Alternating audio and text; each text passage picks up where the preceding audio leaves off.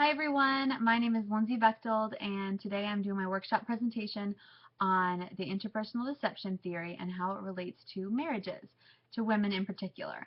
So before I start my presentation, just to let you know, my audience, you, will be a group of women at a church who are coming to listen to me speak about the interpersonal deception theory and how it relates to their marriage.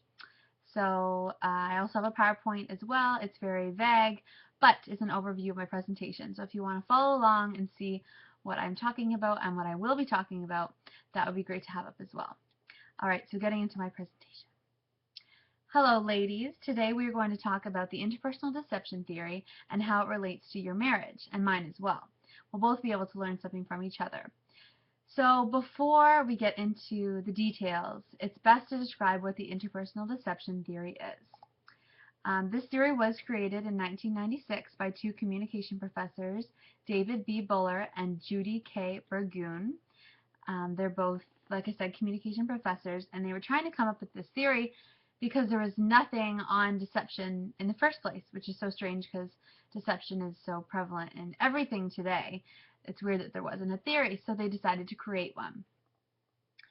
According to Knapp and Daly, 2011, in the Sage Handbook of Interpersonal Communication, interpersonal deception theory makes an assumption common to interpersonal communication, that communication is goal-directed, which means that people have strategies to construct plausible untruths, to evade detection, and to promote believability.